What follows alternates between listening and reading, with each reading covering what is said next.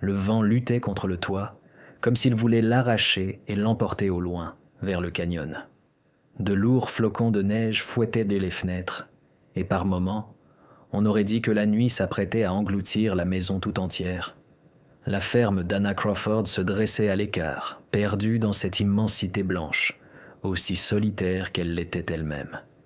Elle revenait de l'étable, où la vache Gracie s'ébrouait dans le froid, quand soudain elle s'arrêta, serrant sa manche dans son poing. À la limite de la clôture, tout près du portillon rouillé, gisait quelque chose de sombre, une masse anormale qui n'avait rien à faire là.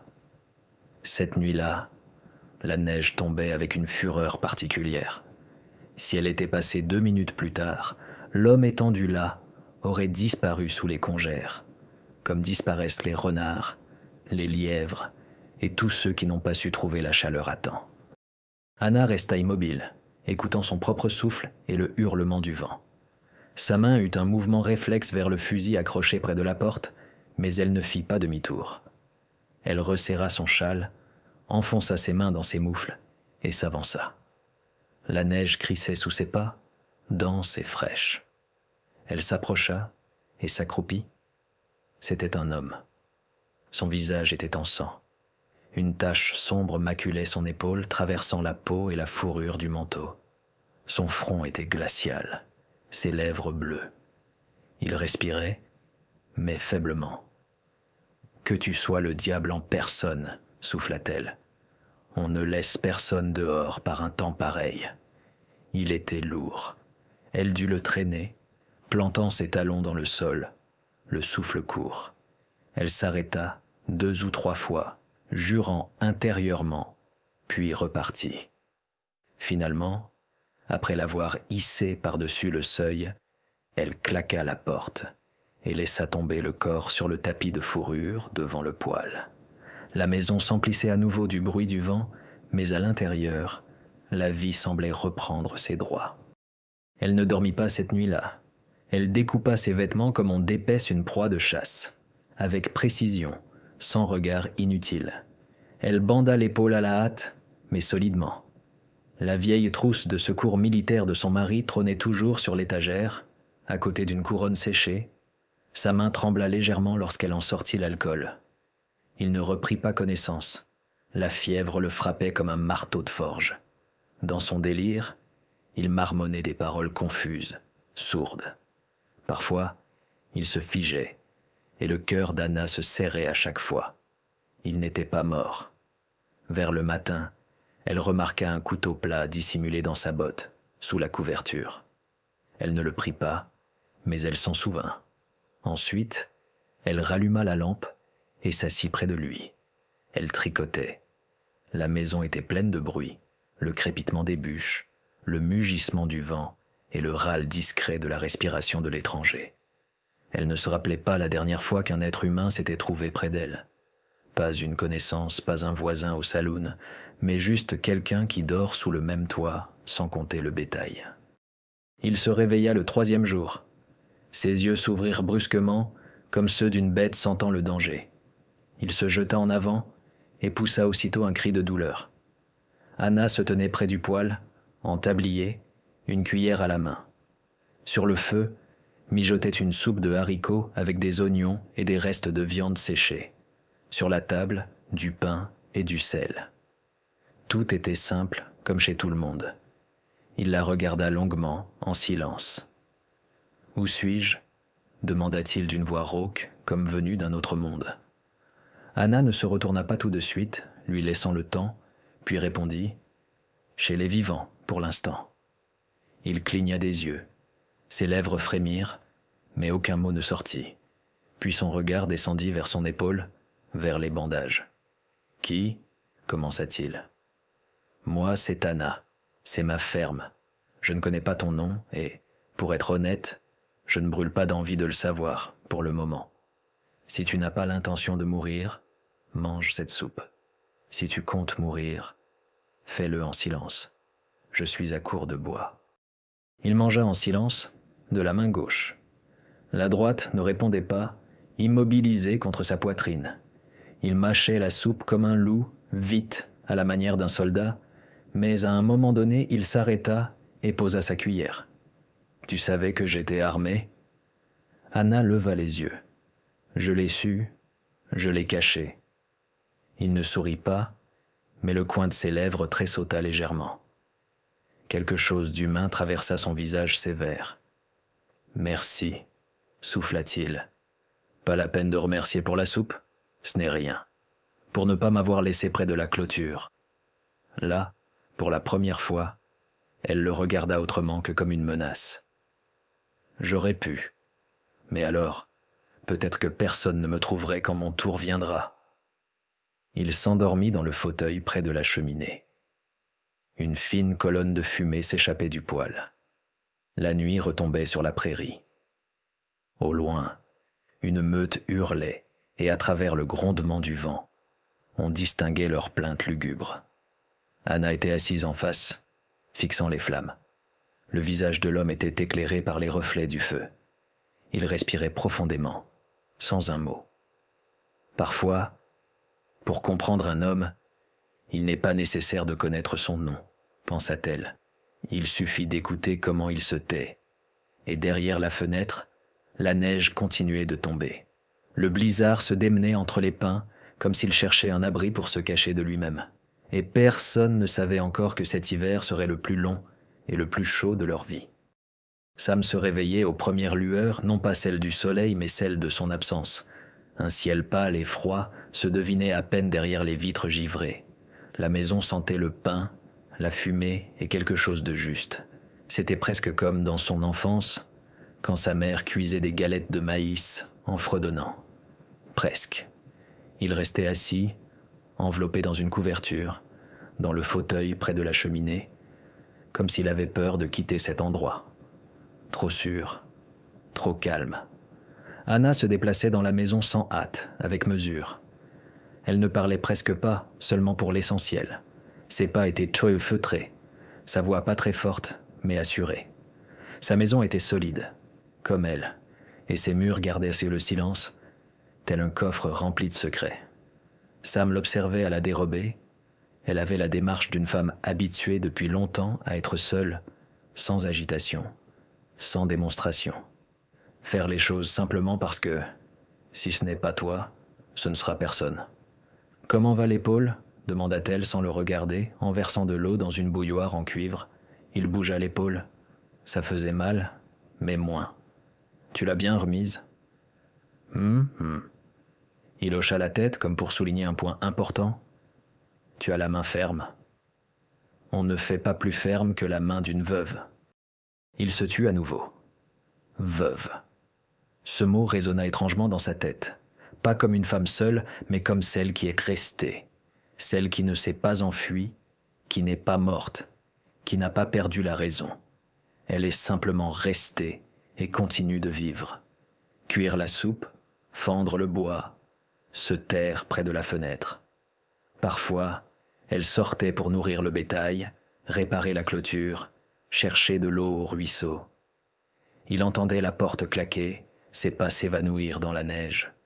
Dans ces moments-là, il restait seul. Et pourtant, il sentait sa présence. Il ne savait pas combien de jours s'étaient écoulés. Ici, le temps s'écoulait différemment. Pas de foire, pas de bagarre, pas de taverne au miroir sale où un homme sur deux vous surveille du coin de l'œil.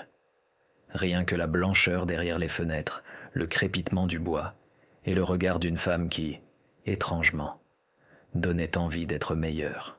Il se leva seul, pour la première fois le 3e jour, s'appuyant sur la table, ses pieds nus vacillant sur le bois rugueux du plancher. « N'y va pas !» entendit-il dans son dos.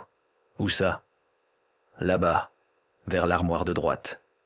Ton revolver est là-dedans. » Il s'arrêta, jeta un coup d'œil par-dessus son épaule. « Je n'y allais pas pour ça, » dit-il. « Pourquoi ? » « Pour l'arme. J'allais à la fenêtre. Je veux voir s'il reste un monde au-delà de ces murs. » Anna haussa un sourcil mais ne dit rien, se contentant d'un hochement de tête. Il s'approcha de la vitre. Dehors, ni route, ni âme qui vive. Seul le vent vagabondait dans la prairie. Une immensité blanche. C'est beau chez vous, lâcha-t-il après un silence. Elle eut un petit rire méprisant. C'est vide, c'est effrayant, et il y fait toujours froid. Ce n'est beau que lorsqu'on a quelqu'un avec qui le partager. Il se détourna de la fenêtre sans répondre. Ce soir-là, ils dînèrent ensemble à table. Pour la première fois, ils n'étaient plus chacun dans un coin, ni dans l'ombre, ni sur la défensive. Elle lui servit une portion un peu plus généreuse. Il accepta sans un mot. « Tu es chasseur ?» demanda-t-elle. Il hésita. « Je l'ai été. Ensuite, je suis devenu celui qui traque les hommes pour de l'argent. Chasseur de primes, si tu préfères. Tu as beaucoup tué ?» Il mâcha longuement, prenant son temps. Trop longtemps. Assez pour ne plus les compter, mais pas assez pour oublier chacun d'eux. Elle acquiesça et ne posa pas d'autres questions. C'était la bonne chose à faire, et il le remarqua. « Tu attends quelqu'un ?» demanda-t-il. « Non, je n'attends plus personne. » Il garda le silence un instant. « Alors pourquoi m'as-tu laissé vivre ? Je ne suis pas venu pour toi. Je suis sorti chercher de l'eau et je t'ai trouvé. C'était suffisant. » Cette nuit-là, il mit du temps à trouver le sommeil. Son corps le faisait souffrir, son âme davantage.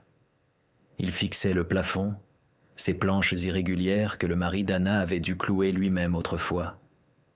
Il ne savait pas à quoi cet homme ressemblait, ni qui il était, mais il sentait qu'on se souvenait encore de lui ici, non pas par une photographie ou un nom, mais par ce silence où résonnait la mémoire. Sam n'était jamais resté au même endroit plus d'une semaine. Il craignait la sédentarité, sachant qu'elle rend vulnérable. Mais ici, au milieu du vent et près de cette femme aux yeux lasses, quelque chose d'oublié remuait en lui. Une chaleur, non pas celle d'un feu, mais celle d'un autre souffle à proximité. Anna, assise sur son lit, regardait par la fenêtre. « C'est un homme dangereux », pensait-elle. Trop calme, trop seul. Il observe comme une bête en cage qui calcule si elle peut faire confiance à la main qui la nourrit. Mais il n'y avait pas de cruauté dans ce regard, seulement de la douleur et de la fatigue. Et les gens fatigués méritent qu'on leur donne une chance, au moins une fois dans leur vie. Elle éteignit la lampe.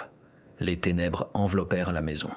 De l'autre côté du mur, le vent s'agitait comme une âme en peine, mais à l'intérieur, tout était calme et vivant. La tempête s'apaisa. Le monde se figea, comme si la prairie avait retenu son souffle. La neige s'étendait telle une nappe immaculée. Pas une trace, pas une fissure, comme si le Seigneur lui-même avait passé un coup de pinceau sur la terre en décidant « recommencer ». Sam se tenait à la fenêtre, l'épaule enveloppée dans un plaid en laine. De l'autre côté du verre s'étendait un monde qui n'avait pas connu de repos depuis longtemps, désormais silencieux comme un péché fraîchement enterré. Il respirait lentement. Ici, chaque matin ressemblait à une prière, même sans les mots. Dans cette maison, on se taisait non pas à cause du froid, mais par habitude. Parce que chaque mot est comme un coup de feu. Il faut viser juste. Anna nettoyait le sol près du poêle. L'eau se couvrait rapidement d'une pellicule de glace si on la laissait trop longtemps dans le seau. Elle ne regardait pas Sam, mais elle savait qu'il la regardait. Il regardait toujours quand il pensait qu'elle ne le voyait pas. « La nuit a été calme », dit-il enfin. « Une rareté dans ces contrées », répondit-elle. « D'habitude, le vent du matin hurle comme une louve après ses petits. » Il eut un petit rire. « Tu sais, je me sens presque apaisé ici. Seulement presque. Dans ces endroits, c'est trop calme pour ne pas être sur ses gardes. Le monde ne pardonne pas le silence. » Anna s'arrêta, se redressa et passa la main sur ses cheveux tressés. Le silence, c'est ce qui reste après trop de bruit. Ils prirent le petit déjeuner près de la fenêtre. Des œufs, du pain et un café amer comme les souvenirs. Sam regardait les arbres s'incliner lentement sous le vent derrière la maison. Puis, il se leva. Il avait désormais le droit de sortir. Anna ne s'y opposa pas, elle lui ouvrit même la porte. « Le bois est sous l'auvent si tu décides d'aider. Mais ne te tue pas à la tâche, le héros, » lança-t-elle avec un sourire en coin. Il hocha la tête et sortit. La neige était aveuglante. Le crissement sous ses pas rappelait le bruit sourd de bottes sur un vieux pont. Il alla jusqu'à la remise et entassa du bois. Il y avait quelque chose de juste, de masculin là-dedans. Il ne l'entendit presque pas. Il sentit plutôt un froid vif lui parcourir l'échine. Un instinct affûté par les années. Il se redressa et se retourna. Des traces. À l'orée de la clairière, près du bosquet où la neige était un peu plus profonde et dense, on voyait des empreintes étrangères, pas tout à fait fraîches, mais pas encore recouvertes. Elles venaient de l'est, menaient vers la maison, puis disparaissaient. Il s'avança, plissa les yeux. 4, prononça-t-il à voix haute. À cheval. L'un d'eux a mis pied à terre. Il rentra rapidement comme un prédateur, referma la porte derrière lui et secoua la neige de ses épaules. Anna se tenait près du poêle, le regard devenu perçant. « Quelqu'un nous suit ?» Elle ne demanda pas qui on suivait exactement. Elle ne demanda pas comment il le savait. Elle posa simplement son torchon et s'approcha. « Combien ?»« 4. Pas des pillards, ils sont trop prudents. Ils cherchaient, mais ils ne se sont pas approchés de la maison. »« Bailey ?» Il acquiesça silencieusement. « Sam, qui es-tu vraiment ?» Il la regarda longuement, puis alla vers la table, souleva la nappe et en sortit un paquet poussiéreux qu'il avait dissimulé. Anna reconnut le revolver, reconnut le nom gravé sur la crosse. Harlow. J'étais chasseur, puis éclaireur. Ensuite, je suis devenu celui qu'on appelle un tueur. Pourtant, tout ce que je faisais, c'était exécuter les ordres de la loi. Et puis je me suis trompé. J'ai tué la mauvaise personne. Et maintenant, je ne suis plus un homme. Je suis une cible. Il s'assit. Il me cherche parce que je sais qui paie pour des meurtres déguisés en justice. Je suis parti quand j'ai compris que j'étais devenu un rouage de cette machine. Et maintenant, il n'y a de chemin pour moi, ni vers l'avant, ni vers l'arrière. Le silence remplit à nouveau la maison. Seul le bois craquait dans le feu. Anna s'approcha lentement, le fixant dans les yeux. « Ça veut dire qu'il n'y a plus de chemin en arrière pour moi non plus, » dit-elle doucement. Il leva les yeux. « Je partirai aujourd'hui, avant qu'il ne revienne. Tu n'iras nulle part. La tempête attend derrière les collines. Tes jambes te tiennent à peine. Comment tiendrais-tu en selle? Si tu pars, tu crèves. Et si je reste? Peut-être que je crèverai aussi. Pourquoi tu m'aides ?» Elle détourna le regard vers la fenêtre. « Parce que j'ai vécu trop longtemps parmi les ombres, et que tu es l'un de ceux qui ont peur de la lumière, mais qui ne l'ont pas encore totalement perdue. » Le soir, ils restèrent assis dans le silence. Sam nettoyait son arme. Ses mains tremblaient, non de peur, mais de froid. Sa blessure le lançait encore, mais ses doigts savaient quoi faire. Comme au bon vieux temps. Il entendait Anna préparer du savon, une odeur de lavande rare dans ces contrées. Elle ne doit pas souffrir à cause de moi. Il porta le revolver à sa tempe, simplement, comme un geste, non pas avec effroi, mais avec résolution. Mais à cet instant, la porte grinça. Elle était entrée. Elle avait vu, mais elle ne dit rien. Elle s'approcha seulement, avec précaution, s'assit à côté de lui, prit sa main, celle qui tenait l'arme, et l'abaissa lentement. Ici, les coups de feu résonnent à des lieues à la ronde, et tu n'es pas assez seul pour partir en silence. Il ne la regarda pas, se contenta de serrer les dents et de hocher la tête. Une seule fois, comme s'il prêtait serment, tandis qu'au dehors, le vent reprenait de la force. La neige entamait sa danse sur les toits, et quelque part là-bas, au-delà de la crête, des hommes armés cherchaient celui qui avait décidé de vivre. Mais ce soir-là, il n'était pas seul. Et pour la première fois depuis longtemps, il y avait une maison d'où on ne le chassait pas. La neige recommença à tomber. D'abord éparse, comme une menace oubliée, puis soudain, elle s'abattit comme un mur. Le silence fit place au craquement. le monde redevint terne et dangereux. La prairie effaçait les traces, mais seulement en surface. Sam restait assis près de la fenêtre, immobile, comme s'il faisait partie des murs. Dans ses yeux, on lisait ce même silence inquiet, celui du loup blessé qui sait que l'ennemi est proche, mais qui a la patte brisée et ne peut qu'attendre. Anna pétrissait la pâte de ses mains fortes, comme si elle ne pétrissait pas du pain, mais de la résolution. Elle ne posait plus de questions, ne parlait pas de ce qui arriverait quand il serait là. Elle regardait simplement Sam d'un regard dont on ne se cache pas, même si l'envie est forte. « Ils viendront », dit-il le soir. « Si ce n'est pas demain, ce sera après-demain. »« Je sais, » répondit-elle. « Le vent porte une odeur étrangère. Tu pourrais me livrer, dire que je suis parti, ou que tu ne savais pas qui j'étais. »« J'aurais pu, » acquiesça-t-elle calmement. « Mais alors, pour qui ferais-je du pain ?» Pour la première fois, il eut un rire discret. Pas joyeux, mais sincère. Ils arrivèrent le 3e jour, comme Sam l'avait prédit, en plein blizzard, en milieu de journée, quand le ciel était gris et que la neige tombait à l'horizontale, comme soufflée par les portes célestes qu'on aurait forcées. D'abord une silhouette, puis une deuxième, suivie des autres. 4 hommes en longs manteaux noirs, le visage masqué par des foulards. Les chevaux étaient épuisés, enfonçant dans les congères. L'un d'eux chevauchait légèrement en tête, un homme grand dans un manteau gris, avec l'attitude de celui qui ne demande pas la permission avant d'entrer. Anna se tenait à la fenêtre. Elle ne tremblait pas, elle ne respirait pas. Sam était dans le débarras, sur son ordre. « Ce n'est pas toi qu'ils veulent, Sam. Ils veulent te faire croire que tu n'as pas d'issue. » Il avait voulu protester, mais s'était abstenu, car il y avait dans sa voix non pas un ordre, mais une foi. Et cela était plus fort que tout. On frappa à la porte. « Madame !» Une voix d'homme, faussement amicale.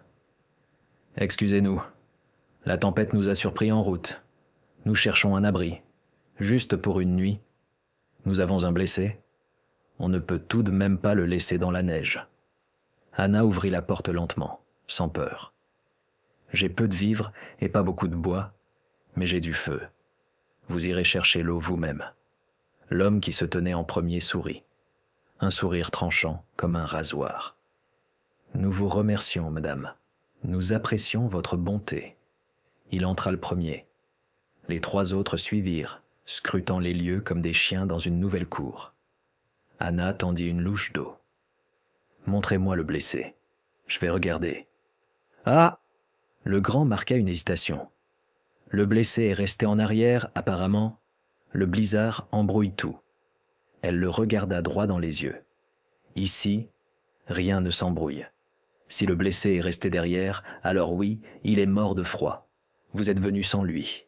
« C'est qu'il fait froid, en effet, » sourit l'un d'eux en inspectant les étagères, les murs, les coins. « Vous êtes seul dans la maison ?» demanda un autre. « Et qui d'autre pensiez-vous trouver ici ?» Silence. « Eh bien, vous savez, les rumeurs, des gens du coin disent avoir vu quelqu'un se traîner vers la ferme, un homme armé, dans la neige. On s'est dit que le pauvre bougre s'était peut-être perdu. Personne ne se perd ici, répondit-elle. Il n'y a que ceux qui restent. » Ils restèrent pour la nuit. 3 d'entre eux dormirent contre le mur. Le chef, lui, ne ferma pas l'œil. Assis près de la cheminée, il remuait les braises avec son couteau, comme s'il attendait que la vérité jaillisse des flammes. Anna ne dormit pas une minute. Sur le poêle, le thé bouillait. Ses mains étaient dessous son tablier, ses doigts serrés sur la crosse du vieux pistolet de son père. Elle n'avait pas tiré avec depuis 10 ans, mais il pesait dans sa main exactement comme en 75, quand les coyotes avaient égorgé le veau. Sam était assis derrière la cloison, dans le débarras, son revolver en main. Il entendait chaque mot, chaque mouvement. Il réfléchissait, sortir, les abattre tous, se jeter dans la tourmente et emmener le malheur loin d'ici.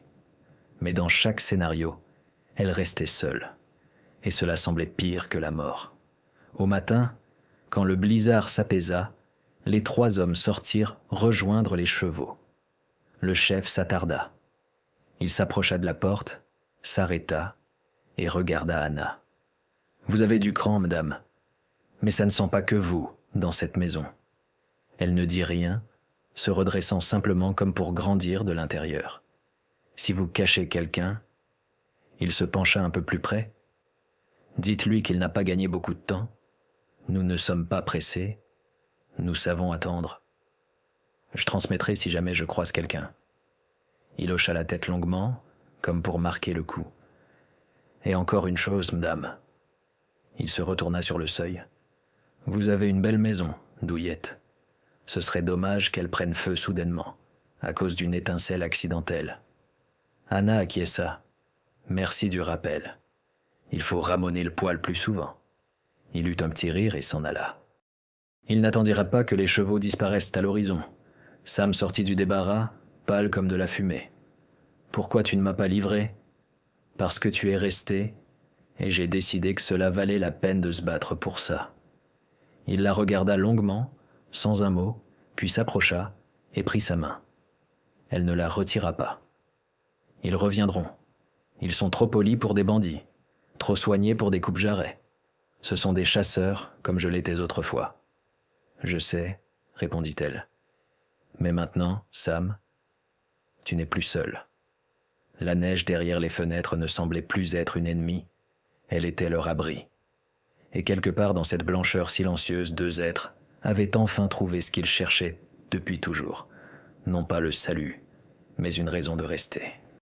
Tout commença par un craquement, ni fort, ni effrayant. Juste là-bas, au loin, au-delà de l'enclos, la glace de la rivière se brisait, comme si la nature elle-même faisait le premier pas. Sam tendit l'oreille, debout sous le porche, sa veste jetée sur les épaules, les doigts tremblant légèrement. Mais ce tremblement ne venait pas du froid. « La glace cède, » dit-il sans se retourner. Anna se tenait dans l'encadrement de la porte. Elle tenait un sac de clous, un marteau passé à la ceinture, un simple marteau de charpentier, mais dans sa main, il avait l'air d'une arme. « Le printemps est proche, » répondit-elle. Sam eut un sourire amer. Ou la guerre. Dans la maison, les mots se firent plus rares, les gestes plus nombreux. Il répara la porte cassée de la grange, tendit un fil de fer supplémentaire le long de la clôture, démonta et nettoya le fusil du mari, vieux mais fonctionnel. Le soir, il aiguisait son couteau, vérifiait ses cartouches. Anna observait, sans gêner. Puis, elle s'approcha avec une carte. « Il y a un vallon derrière la colline. Tu pourrais t'y cacher si les choses tournent mal. »« Je ne partirai pas, » trancha-t-il. « Je sais, » fit-elle en hochant la tête. « Mais connaître la sortie ne veut pas dire l'emprunter. » Il la regarda. Dans ses yeux, il n'y avait aucune peur, seulement une détermination de celle qu'on n'achète pas avec de l'or et qu'on n'apprend pas dans les livres. C'était la détermination de quelqu'un qui a tout perdu, mais qui ne veut plus rien perdre. Ils dormaient à tour de rôle. L'un veillait, l'autre se reposait. Une carabine chargée reposait toujours près du poêle. Les fenêtres étaient barricadées de l'intérieur. Sur les appuis de fenêtres, des bougies brûlaient, dissimulées par un tissu épais. La lumière dans la maison était à peine perceptible, mais la chaleur, elle, était bien vivante. Le soir, quand tout fut prêt, Anna s'approcha de lui. Il était assis près de la cheminée, le regard perdu dans les flammes. « Tu as peur ?» demanda-t-elle. Il hocha lentement la tête. « Oui, mais pas de la mort. »« De quoi, alors ?» Il leva les yeux. « Que tu meurs à cause de moi. » Elle s'assit près de lui, posa sa main sur son genou, un geste lent et ferme. « Sam, tu n'es pas une cause, tu es mon choix. » Il ne répondit pas, se contentant de fermer les yeux, s'autorisant pour la première fois depuis longtemps à ressentir qu'on pouvait ne pas l'abandonner. Ils arrivèrent le 5e jour. La neige crissait sous les sabots. Ils ne se cachaient pas. Ils chevauchaient comme à la parade, lentement, avec précision. 8 hommes, et non plus 4. Les selles brillaient, tous portaient des gants, mais les armes étaient prêtes. Leurs visages étaient masqués par des écharpes. Seuls leurs yeux étaient visibles, froids, calculateurs. Anna se tenait à la fenêtre. Sam était derrière la porte, le fusil à la main.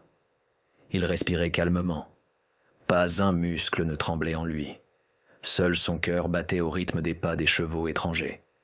Ils s'arrêtèrent au portillon. L'un d'eux, le même qui était venu la première fois, descendit de cheval, arborant toujours ce sourire. Sauf que maintenant, il y avait moins de mots et plus de métal dans son expression. « Nous sommes revenus. »« Je vois ça, » répondit Anna sans ouvrir la porte. « Que voulez-vous ? L'homme qui est venu chez vous, nous savons qu'il est là. Il n'y a que moi ici, une poule, une vieille vache et le souvenir de mon mari. Vous êtes une brave femme, madame. Ne nous forcez pas à devenir des hommes mauvais. » Elle entr'ouvrit légèrement le volet. Le verre tinta. « Vous l'êtes déjà devenu, » prononça-t-elle. Un silence, puis un claquement sec et bref. On armait un chien. À l'instant même, un coup de feu retentit. Sam tira le premier, directement depuis l'obscurité bleutée de l'intérieur. La balle fit voler le chapeau du cavalier le plus proche. Les chevaux se cabrèrent. Des cris. Deuxième coup de feu. Anna depuis la fenêtre. La balle traversa l'épaule d'un des assaillants. Il tomba dans la neige en hurlant comme un coyote blessé. Sam sortit, se mettant à couvert à l'angle de la maison. Le crépitement des fusils, le crissement du métal, le hennissement des chevaux. La guerre avait commencé. Combien de temps dura la fusillade ? Personne n'aurait su le dire. Peut-être 10 minutes, peut-être une éternité. Anna tira 2 fois, une fois en l'air pour faire diversion, la seconde fois pour tuer, visant l'œil. Sam ne faisait pas de quartier. Il bougeait comme un chasseur, pas comme un fugitif. Il tirait comme un homme qui n'a plus peur d'être en vie. 2 des assaillants restèrent étendus dans la neige. Les autres ne reculèrent pas tout de suite, mais la panique s'installait. L'un criait en pressant sa blessure, un autre tombait de cheval, essayant de ne pas s'étouffer dans son sang. Puis, le silence. Sam se tenait sur le porche. Le canon de son revolver fumait. Son visage était maculé d'un sang qui n'était pas le sien. Ses yeux étaient sombres. Anna sortit à sa suite, s'approcha sans dire un mot et lui prit fermement la main. « C'est fini, dit-il. »« Non, » répondit-elle. « Ça ne fait que commencer. » Le corps de l'un des tués gisait près de la clôture. Dans sa poche, une lettre. Anna demanda. « Tu l'as lu, Sam ?»« Non. » Il brûla le papier en silence, mais son regard se durcit. « Ils ne me lâcheront pas, dit-il. D'autres viendront pour moi. Plus nombreux. Il faut partir. » Il secoua la tête. « Non, il faut en finir. »« Où ça ?» Elle le regarda. Il sourit, pour la première fois sincèrement. Là où tout a commencé, mais pas seul. Elle acquiesça sans un mot de trop. Le lendemain matin, ils rassemblèrent leurs affaires. Peu de choses. Un peu de nourriture, des munitions, une carte, une vieille gourde. Anna serra son châle, enfila la veste de son mari. Sam mit sa ceinture de cuir avec son couteau, son arme dans le dos. La maison resta derrière eux, non pas comme une perte, mais comme une trace. Car désormais, ils ne fuyaient plus la mort. Ils marchaient à la rencontre de la vie. Le canyon de Black Ridge s'étendait devant eux comme une cicatrice sur le corps de la terre, sombre, profond, silencieux. Ici, le vent ne sifflait pas. Il gémissait comme un vieillard se souvenant de tout le sang versé sur ses pierres. Anna leva la tête, essuya la poussière de la route sur son visage. Ils avaient été marcher 4 jours à travers la forêt, par de vieux sentiers, longeant des ruisseaux et des campements brûlés. Le 3e jour, Sam avait tué un cerf. Il avait tiré juste et vite. Le 4e jour, ils trouvèrent un ruisseau à l'eau claire et glacée. Là, ils s'embrassèrent pour la première fois, sans un mot, doucement, comme des gens fatigués de parler et qui commencent enfin à s'écouter. « C'est ici, » dit Sam lorsqu'ils s'arrêtèrent au bord du précipice. « C'est ici que tout a commencé. » Anna balaya la zone du regard. Une vieille structure. Autrefois, sans doute, un camp de marshals ou de chasseurs, aujourd'hui abandonné. Dans un coin, un mât penché, à côté, un poteau avec une corde rompue. Aucune plaque, aucun nom. Juste une pierre sur laquelle étaient gravées des initiales. C.H. Tu as vécu ici? Non? C'est ici que j'ai trahi. Il s'accroupit, prit une poignée de terre et regarda la poussière glisser entre ses doigts. C'est ici que j'ai reçu mon premier contrat sur un homme qui s'est avéré innocent. Je l'ai su trop tard, et ensuite, je n'ai pas pu partir. Je suis devenu une partie d'eux. Ces gens qui ont envoyé les chasseurs, il acquiesça. Une agence privée, ils payaient en or. La loi n'était qu'une façade. J'étais leur marteau, et maintenant, je suis leur témoin. Anna se tenait près de lui sans le toucher, elle écoutait simplement.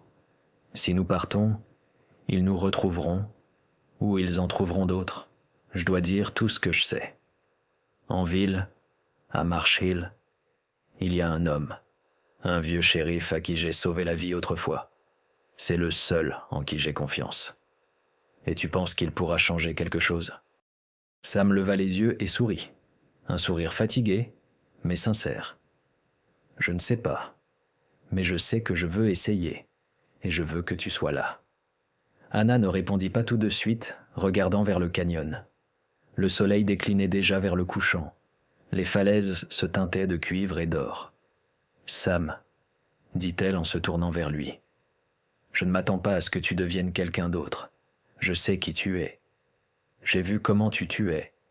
J'ai vu comment tu tremblais la nuit à cause de tes souvenirs. Mais j'ai aussi vu comment tu gardais le silence quand tu aurais pu mentir. Comment tu n'es pas parti quand c'était le plus facile. Comment tu as tenu ma main quand j'avais peur. Il voulut dire quelque chose, mais ne put pas. Il s'approcha seulement, pressa son front contre le sien. « Tu es ma maison, Anna. » Elle sourit. « Et toi, tu es mon printemps. » Ils arrivèrent à Marsh Hill le 5e jour. La ville n'avait pas changé. C'était une ville poussiéreuse, faite de bois, avec son clocher planté au milieu de la rue et son échoppe de viande salée où l'on s'invectivait perpétuellement. Les gens les regardaient avec méfiance, comme on regarde toujours ceux qui arrivent armés, avec dans les yeux le reflet de trop de choses vues. Sam entra dans le bureau du shérif. Anna resta sur le seuil. Le vieil homme dans le fauteuil leva les yeux de ses papiers. « Harlow », prononça-t-il. « Tu n'as donc pas disparu dans la tempête comme tout le monde le pensait ?» Sam jeta silencieusement un paquet en cuir sur la table. « Ce sont les noms, les contrats, les preuves, tout ce que vous demandiez à l'époque, tout ce pourquoi j'ai fui. » Le shérif déplia les documents, les feuilleta lentement. « On peut en faire quelque chose, marmonna-t-il, mais tu dois rester et témoigner. » Sam acquiesça. « Je ne fuis plus. » Anna se tenait sous le porche. Elle tenait une tasse de thé chaud entre ses mains. Le vent charriait de la poussière, mais le printemps se faisait sentir dans l'odeur de l'herbe, dans le chant des oiseaux, dans la course des enfants pieds nus sur le gravier. Sam sortit, sans armes, sans angoisse. Il s'assit près d'elle, prit sa main. « C'est fait. Tout commence maintenant. » Ils restèrent à Marsh Hill. Anna aidait à l'hôpital, cuisait du pain comme autrefois. Sam devint adjoint du shérif, non par peur, mais par choix. Il ne parlait pas beaucoup, mais le soir, quand le soleil se couchait sur les toits, il s'asseyait sous la véranda. Parfois, ils gardèrent le silence, parfois, ils évoquaient l'hiver, parfois, ils effleuraient du doigt leurs cicatrices. Pas celles du corps, mais celles restées plus profondément. Et chaque fois que le soir tombait, Sam disait « Je pensais que j'allais mourir de froid sur ton seuil, ce jour-là. » Et elle répondait « Et moi, je pensais que je ne me réchaufferais plus jamais. » Ainsi passa le printemps, puis l'été. Peut-être y aurait-il un autre hiver, peut-être pas. Mais désormais, il savait que si deux cœurs avaient survécu à la neige, il contenait assurément assez de chaleur pour survivre à tout le reste.